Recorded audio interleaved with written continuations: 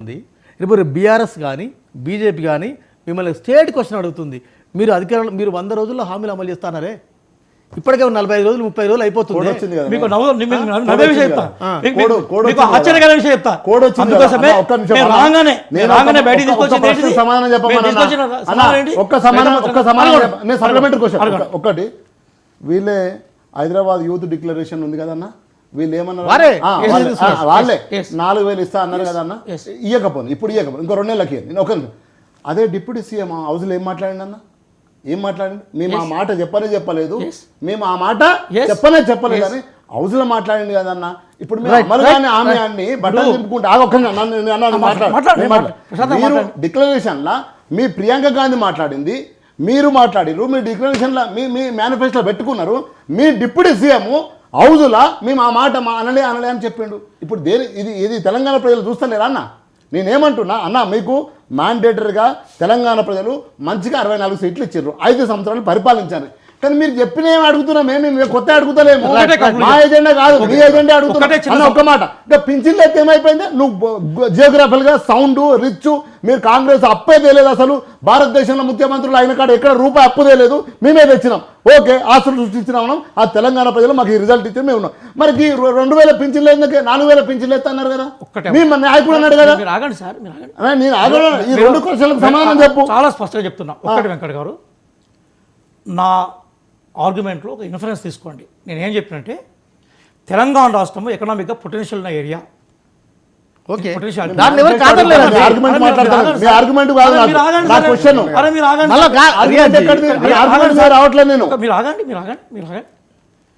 ఈ పొటెన్షియల్ ఏరియాను వాళ్ళు మేడిపండుగా మార్చారు. ఆ విషయాన్ని మేము మేనిఫెస్టోలో చెప్పాం. మేమేదైతే చెప్పామో ఓకే సార్, రేపు ఎన్నికల ఒకటి అంటున్నాం, ఖచ్చితంగా మేము ఎంత టైం పెట్టాము? మేము 100 days పెట్టాం కదా. 100 daysలో డెఫినెట్గా ఇంప్లిమెంట్ చేస్తాం. 100 days ఏ వేదిక మీద చర్చ చేద్దాం మనం. రైతు బంధు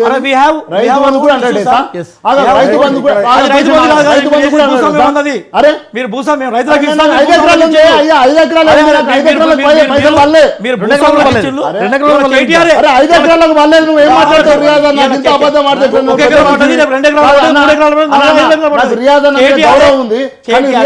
గౌరవం పోతుంది. నాకు 5 ఎకరాలు ఉన్నది, నాకు పడలేదంటే భూస్వామి అంటాడు.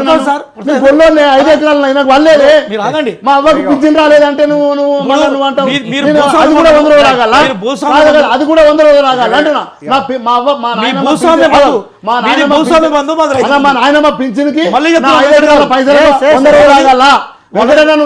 భూస్వామి బంధు అన్న రియాజ్ అన్న గౌరవంగా మాట్లాడాలి. మళ్ళీ చెప్తున్నాను, మీది భూస్వామి బంధు, మాది రైతు బంధు. రైతులందరికీ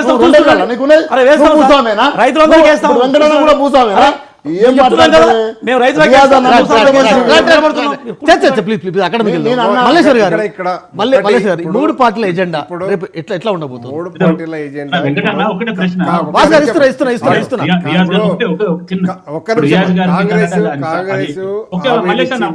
ఒక చిన్న ప్రశ్న తర్వాత రియాజ్ గారిని ఒక చిన్నది, అంటే ఇప్పుడు ఇందాడ పెద్దలు బీఆర్ఎస్ పెద్దలు అడిగినట్టుగా ఇప్పుడు 4,000 రూపాయలు ఏదైతే ఉందో ఇస్తున్నారో ఇవ్వట్లేదు. ఎందుకంటే అది మీ ఎజెండాలో ఉంది, మీ మేనిఫెస్టోలో ఉంది, హౌస్ లో అని చెప్పారు. దానికి క్లారిటీ ఇచ్చిన తర్వాత మల్లేష్ అన్న మాట్లాడితే మళ్ళీ అంటే పాయింట్ మిస్ రియాజ్ క్లియర్ గా చెప్పిండు 100 రోజులు సమయం ఉన్నది. 100 రోజులు అనలేదంటే నువ్వు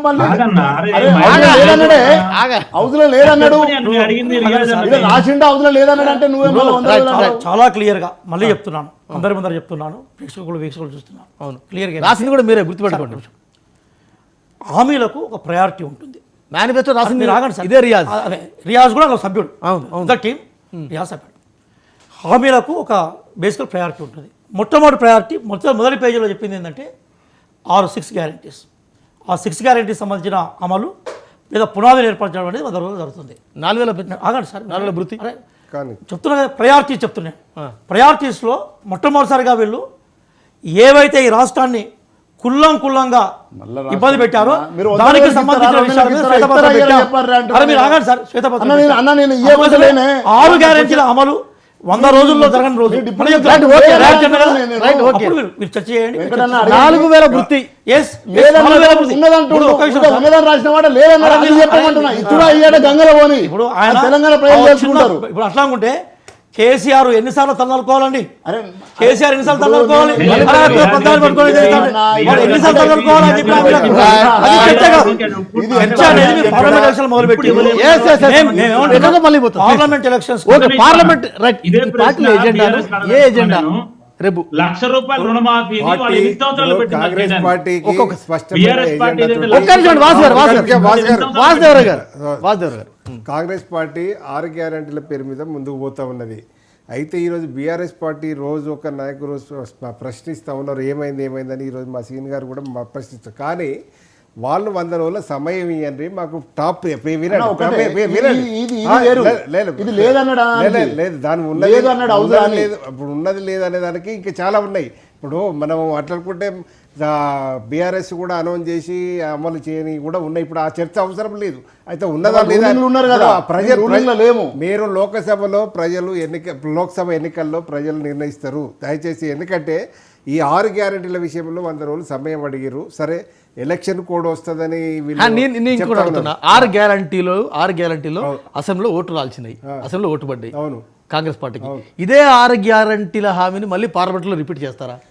6 గ్యారెంటీల దాంట్లో రిపీట్ చేయరు. ఏమేమి అమలు చేసిర్రు, ఎప్పుడెప్పుడు చేస్తారు, ఈ 100 రోజులలో ఇంకా సమయం కోడ్ వస్తుంది కదా మరి. ఇప్పుడు కోడ్ వస్తుంది కదా. లాస్ట్ టైం మార్చి 17కి వచ్చిందండి నోటిఫికేషన్. తొందరపడాల్సి మార్చి 20కి వచ్చింది. ఇప్పుడు ఫిబ్రవరి 20 వస్తుంది. మార్చి 17 వరకు వాళ్ళ 100 రోజుల చెత్త దినోత్సవం అయిపోతుంది. ఆ లోపు ఎన్ని చేసిర్రు ఎన్ని చేయలేదు అనేది ప్రజల మధ్యకు వస్తుంది. ఇక్కడ ఈ పార్టీలు బీజేపీ బీఆర్ఎస్ కొట్టుకోవాల్సినటువంటి అవసరం లేదు. ప్రజలు నిర్ణయిస్తారు. ఇప్పుడు కేసీఆర్ గారు హామీలను నెరవేర్చినందుకు అభివృద్ధి అయినందుకు కాదు, అప్పులు చేసినప్పుడు అభివృద్ధి అన్నప్పుడు అప్పులు చేయాల్సి వస్తుంది. కాంగ్రెస్ కూడా చేస్తుంది. మీకు ఒక స్టేట్ క్వశ్చన్ అడుగుతున్న విశ్లేషకులు కాబట్టి, పార్లమెంట్ ఎన్నికల్లో ఎజెండా ఎవరి ఎజెండా ఉంటుంది. కానీ ఇంటలెక్చువల్ ఓటర్, తటస్థ ఓటర్ నేషనల్ పార్టీని చూసుకుంటారా, రీజనల్ పార్టీని? నీకు డెఫినెట్గా నేషనల్ పార్టీని చూస్తారు. కానీ మన తెలంగాణ ప్రజలు చాలా వాళ్ళ డిఫరెంట్ ఉంటుంది. ఎప్పుడు కూడా గతంలో కాంగ్రెస్కి ఇచ్చిన ప్రతిసారి నీకు తెలుగుదేశంకి ఇచ్చినప్పుడు కాంగ్రెస్కే ఇచ్చేది, తెలుగుదేశంకి ఇచ్చినప్పుడు కాంగ్రెస్కి ఇచ్చినప్పుడు బీజేపీకి ఇచ్చినటువంటి సందర్భం ఉన్నది. ఇప్పుడు కూడా ఇక్కడ నీకు బీజేపీకి ఇప్పుడు ఉన్న 17 సీట్లలో మెజార్టీగా కాంగ్రెస్ బీఆర్ఎస్ మధ్యలోనే ఉంటాయి. కానీ బీజేపీకి అంత సింహభాగం వస్తుందని అయితే నేను అనుకోవడం లేదు. ఎందుకంటే నీకు గతంలో కూడా ఇప్పుడు చూడండి, ఎన్డీఏను నీకు ఎన్డీఏను ఇండియా మధ్యలో ఉంటుందని మన వాసు గారు కరెక్ట్గా చెప్పారు. కానీ మరి ఆ ఉంటుందన్నప్పుడు నిన్న మణిపూర్ నుంచి జరిగే భారత్ జోడో న్యాయయాత్రకు పర్మిషన్ ఇవ్వడానికి కూడా జంకింది ఈరోజు బీజేపీ. మరి అంటే 26 వాళ్ళు ఇండియాలో ఉన్నటువంటి 26 పార్టీలను మణిపూర్ లో రెచ్చగొట్టిన అల్లర్లు చాలా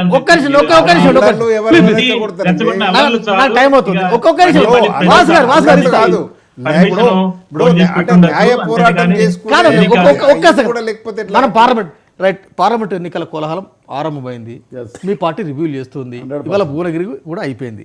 రైట్, మీకు వచ్చి మనం అంటే పార్లమెంట్ ఎన్నికల ఫలితాలు ఎట్లా వస్తాయి అని మనం అంచనా వేయడానికి మొన్నటి ఎన్నికల గిట్రాయి అనుకుందాం. మొన్నటి ఎన్నికల గిట్రాయి 22 సరిగ్గా నెల క్రితం జరిగినాయి.